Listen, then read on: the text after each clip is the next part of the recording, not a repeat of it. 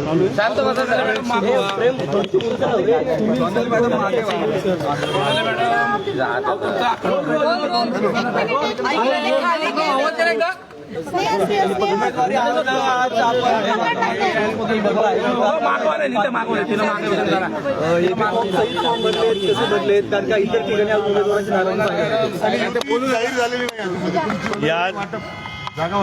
आज प्रभाग क्रमांक 24D मधून मला भारतीय जनता पार्टीने उमेदवारी दिली, त्याबद्दल मी माझ्या सर्व पक्षाच्या नेतृत्वाचं, आदरणीय देवेंद्रजींचं, चंद्रकांत दादा पाटलांचं, रविजी चव्हाणांचं, बावनकुळे साहेबांचं, या शहराचे नेते केंद्रीय मंत्री मुरलीधर मोहोळ, माझे शहराचे अध्यक्ष धीरजजी घाटे आणि सर्व पार्टीचं मनापासून धन्यवाद मानतो की त्यांनी पुन्हा एकदा माझ्यासारख्या या सामान्य कार्यकर्त्यावर हा विश्वास दाखवला.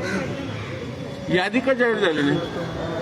यादीचं अंतिम काम चालू आहे. आत्ता ज्या प्रदेशात एकूण महाराष्ट्रात 29 महानगरपालिका आहेत. प्रदेशाचे अध्यक्ष या ठिकाणी सगळ्या अंतिम याद्या थोड्याच वेळात प्रसिद्ध करतील. युतीमध्ये आक्रमक झालेली आहे. आरपीआयला जे 9 जागा देण्यात आलेल्या आहेत त्यातले 7 भाजपचेच उमेदवार दिले असं त्यांचा आरोप आहे आणि पक्ष कार्यालयाबाहेर आंदोलन करतात. आपल्या आरपीआय हा आमचा सहकारी पक्ष आहे, महायुतीतला पक्ष आहे. आदरणीय आठवले साहेब, आदरणीय देवेंद्रजी त्यांची अत्यंत सविस्तर चर्चा होऊन या जागा त्यांना देण्यात आलेल्या ज्या आहेत, हा आकडा तुम्ही कुठून काढला मला माहीत नाही, परंतु निश्चितपणे सन्मानजनक जागा महायुतीत आम्ही आरपीआयला दिलेल्या आहे, शिवसेनेला दिलेल्या आहेत आणि या शहरात आम्ही महायुती म्हणूनच पुढे जाणार. शिवसेनेला किती निवडणूक लढते, एकूण किती जागांवर भाजपला उमेदवार दिलेले आहेत? भारतीय जनता पार्टी, शिवसेना, महायुती म्हणून आम्ही 165 जागा जिंकतोय आणि लढतोय. शिवसेनेला किती जागा दिल्या त्यामध्ये? भाजप म्हणून किती जागा? शिवसेनेला आम्ही महायुती म्हणून लढतोय. भारतीय जनता पार्टी, आरपीआय आणि शिवसेना म्हणून एकत्रित आम्ही या निवडणुकीला सामोरं जातोय. आपण जे विभाजन अपेक्षित करता तसं विभाजन महायुतीत नाही.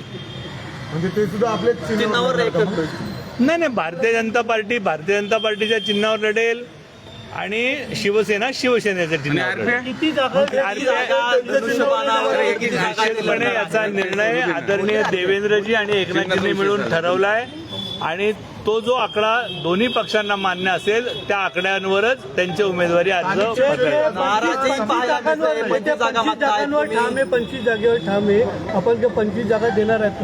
आपण ह्या महायुतीचा अंतिम जो तोडगा आहे हा आदरणीय एकनाथजी शिंदे साहेब, महाराष्ट्राचे उपमुख्यमंत्री, माजी मुख्यमंत्री आणि या महाराष्ट्राचे मुख्यमंत्री आदरणीय देवेंद्रजी मिळून ठरवतील. तो आकडा आम्हा सर्व कार्यकर्त्यांना मान्य असेल. भाजपचे अनेक उमेदवार नाराजी व्यक्त करतात, सोशल मीडियावर नाराजी दिसते. 2300 जणांच्या आपण मुलाखती घेतल्या, फक्त 165 जणांना तुम्ही आता उमेदवारी देऊ शकणार आहात, तर बाकीच्या नाराज असलेल्या लोकांचं कसं काय गणित बसवणार आहात? भारतीय जनता पार्टी ही या शहरातली आणि या राज्यातली आणि या देशातली सगळ्यात मोठी पार्टी आहे, किंबहुना जगातली मोठी पार्टी आहे.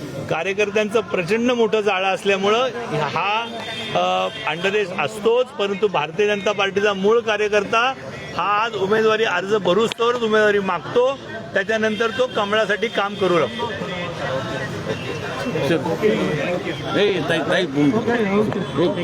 धन्यवाद.